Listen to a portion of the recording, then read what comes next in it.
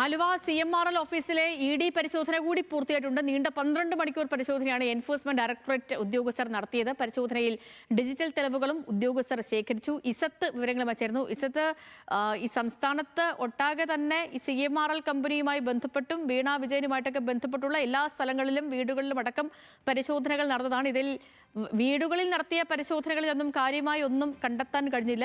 പ്രത്യേകിച്ച് പിണറായി വിജയന്റെ കണ്ണൂരിലെ വീട്ടിലും അതേപോലെ തന്നെ മുഹമ്മദ് റിയാസിന്റെ കോഴിക്കോട്ടെ വീട്ടിലൊന്നും പരിശോധന നടത്തിയതൊന്നും കണ്ടെത്താൻ കഴിഞ്ഞില്ല. ഈ CMRL ഓഫീസുകളിൽ നടത്തിയ പരിശോധന അത് എങ്ങനെയായിരുന്നു, എന്ത് തെളിവുകൾ ശേഖരിച്ചു എന്നാണ് EDയുടെ അവകാശവാദം?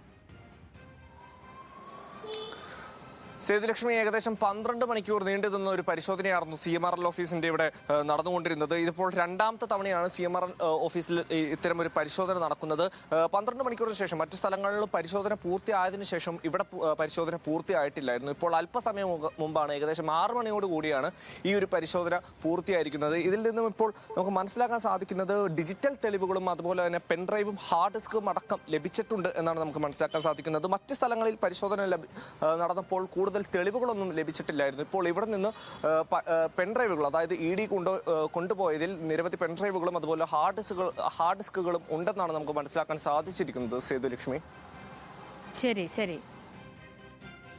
അപ്പോൾ CMRL ഓഫീസിലെ ED പരിശോധനയും പൂർത്തിയായിട്ടുണ്ട്. നീണ്ട 12 മണിക്കൂറത്തെ പരിശോധനയാണ് പൂർത്തിയാക്കിയത്. ഡിജിറ്റൽ തെളിവുകളൊക്കെ കൈവശമുണ്ടെന്ന് ED അവകാശപ്പെടുന്നു.